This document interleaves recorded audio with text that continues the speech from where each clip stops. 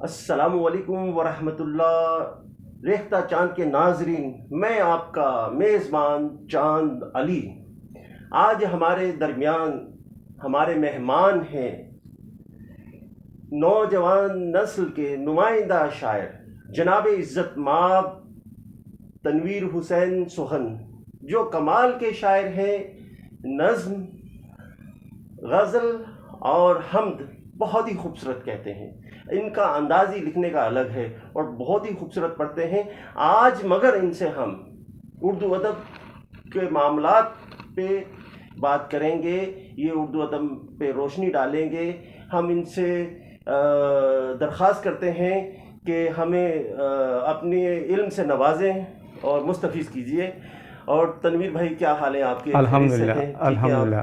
تنویر بھائی، آپ ہمارے چینل ریختہ چاند میں آج مہمان ہیں۔ یہ ہماری خوش نصیبی ہے کہ اتنے اچھے مہمان جو ہیں وہ آج یہاں جلوہ گر ہیں، اور میں اپنے چینل کی اور اپنے ناظرین کی خوش نصیبی سمجھتا ہوں کہ آج ہم آپ سے مستفیض ہوں گے۔ اچھا تنویر بھائی جناب، عرض یہ کرنا تھا کہ آج کل ادب کے معاملات کچھ ایسے دیکھنے میں آ رہے ہیں کہ جو سمجھ میں نہیں آتا کہ کسی کو پہلے پڑھا دیا جائے یا کسی شخص سے پہلے تقدیم و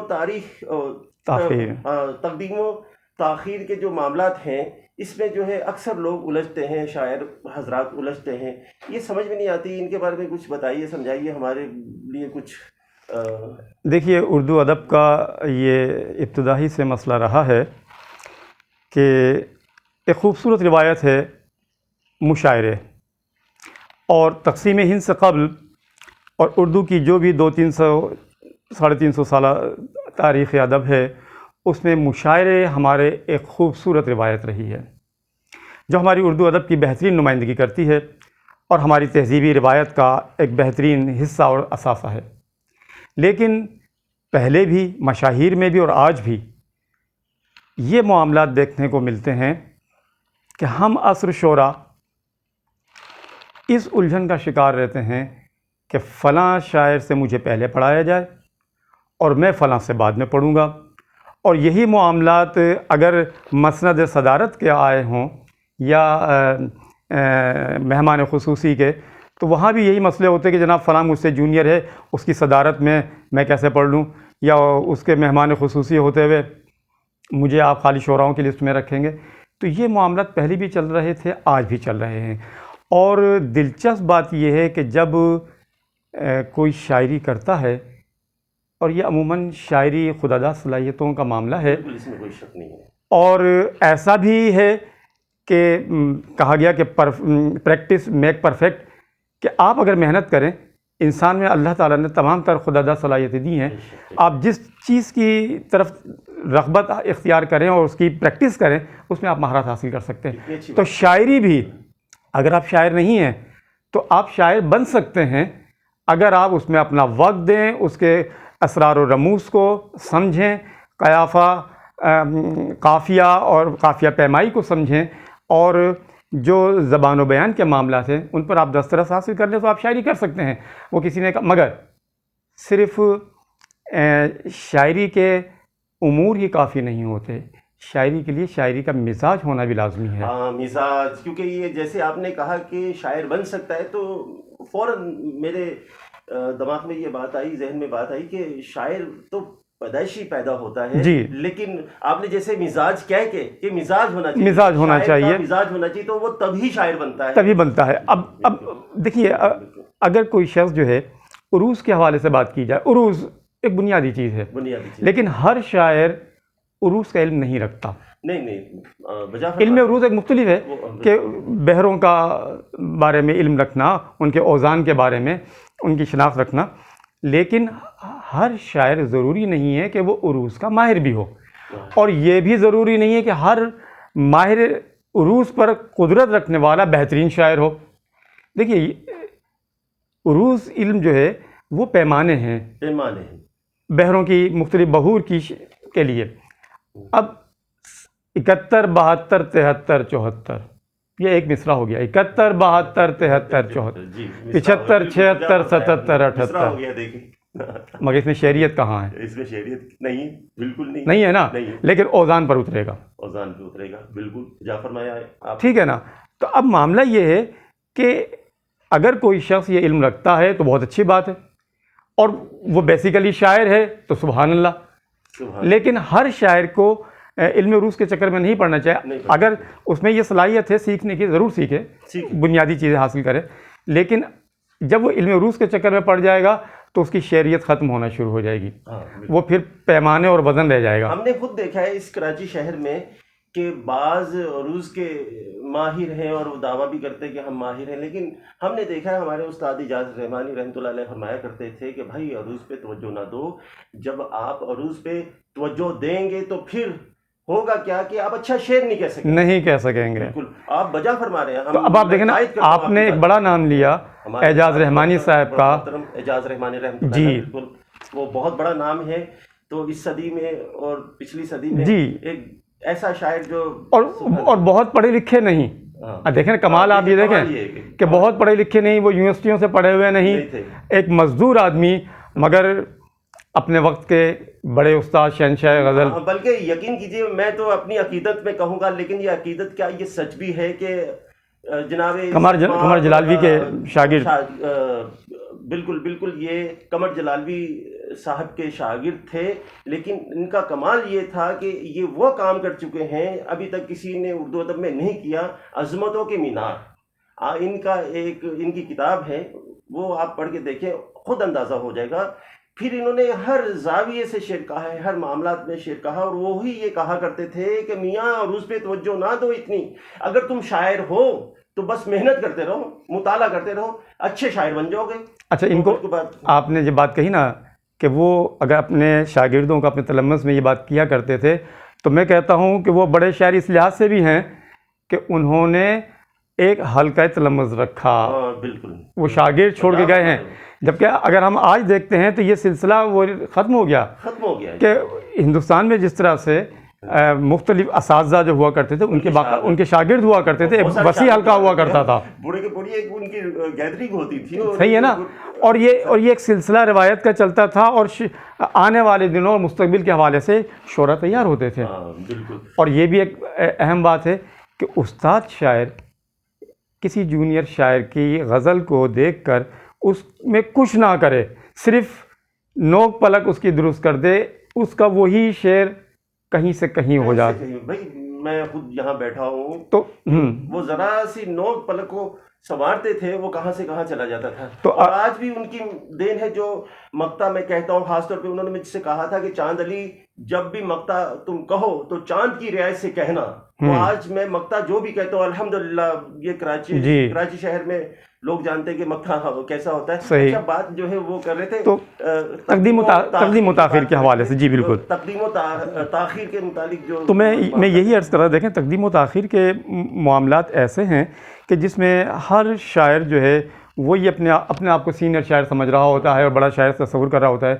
تو کسی شاعر نے مجھ سے دوران گفتگو یہ بات کہی کہ جوش ملیح آبادی صاحب کے حوالے سے، کہ جوش صاحب سے انہوں نے کہا کہ حضرت یہ تو بتائیے یہ کیا معاملہ ہے کہ جسے دیکھیے ہر شاعر اپنے آپ کو بڑا شاعر تصور کرتا ہے، اور ابھی وہ ابجد بھی سے ناواقف ہوئے لیکن شعر کہہ رہا ہے اور تصور کرتا ہے بڑا شاعر ہوں. تو حضرت جوش مسکرائے اور کہنے لگے میاں بات دراصل یہ ہے کہ جب کسی پہ شاعری کا جنون طاری ہوتا ہے اور وہ شعر کہنا شروع کر دیتا ہے تو پھر شاعری کی دیوی اس کے کان میں آ کر کہتی ہے کہ تم سے بڑا کوئی شاعر نہیں، تم بہت بڑے شاعر ہو. اور بس پھر وہ یہی وجہ ہے کہ وہ اپنے آپ کو بڑا شاعر تصور کرنے لگتا ہے، اور پھر یہیں سے بہت سارے مسائل شروع ہو جاتے ہیں. تو تقدیم و تاخیر کے جو مسائل ہیں یہ پہلے بھی تھے اور آج بھی ہیں، مگر میرا کہنا یہ ہے کہ تقدیم و تاخیر کے معاملات میں ہم یہ کیسے ڈیسائیڈ کریں کہ کون کس سے سینئر ہے اور کون کس سے جونیئر ہے. کیا اس میں شعراء کی عمر کو ہم کاؤنٹ کریں کہ ایک شاعر جو بڑی عمر کا ہے ایک نوجوان شاعر ہے، تو کیا جو بڑی عمر کا شاعر ہے وہ سینئر کہلائے گا، یا نوجوان شاعر بہت اچھا شعر کہہ رہا ہے، پختہ شعر کہہ رہا ہے لیکن وہ عمر میں سینئر نہیں ہے؟ عمر میں سینئر نہیں ہے. یا یہ کہا جائے کہ ایک شخص کہ جس نے 14 مجموعے کے کلام شائع کروا دیے، مگر اس کا شعر سفر نہیں کر رہا.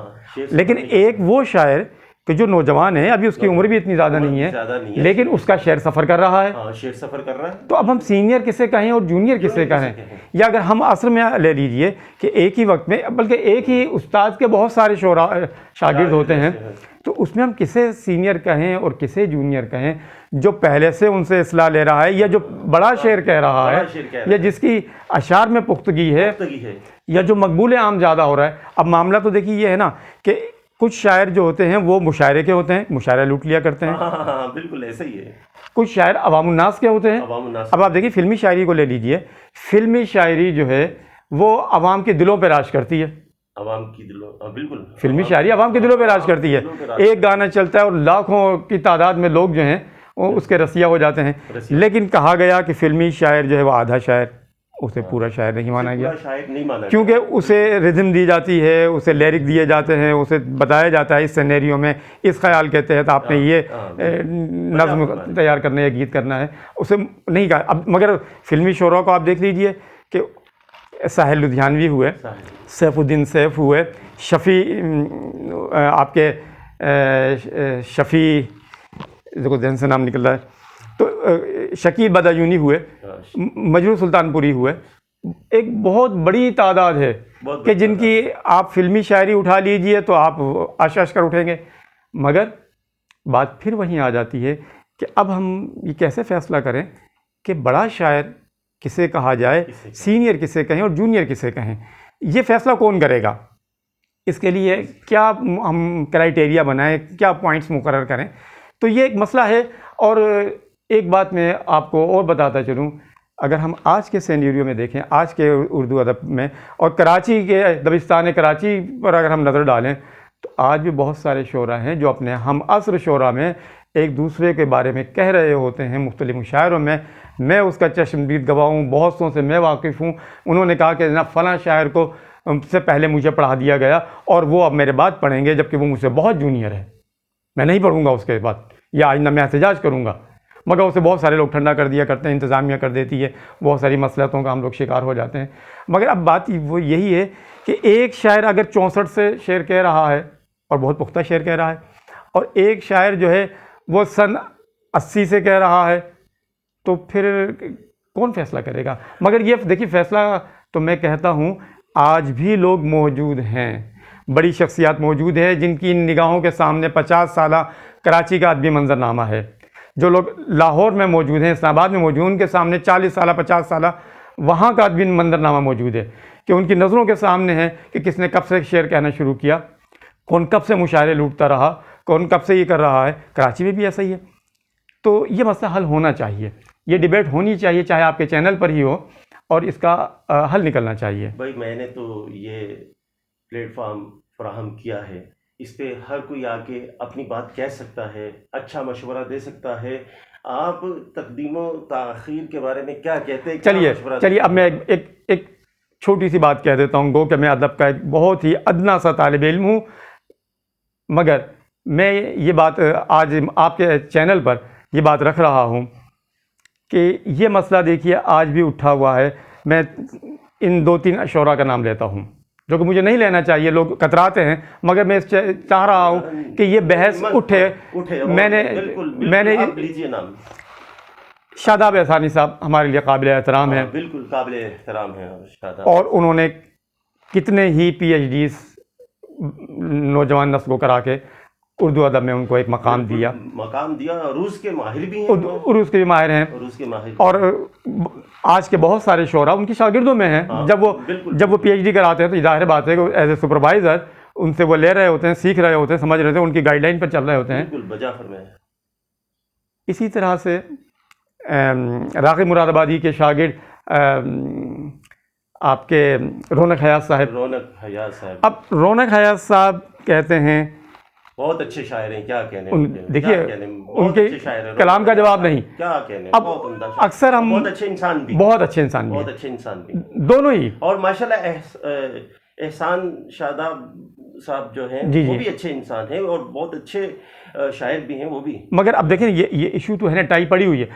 شاداب احسانی کہتے ہیں کہ میں سینئر ہوں اور وہ کہتے ہیں کہ میں ہوں. اب بات یہ ہے کہ ابھی فیصلہ کون کرے؟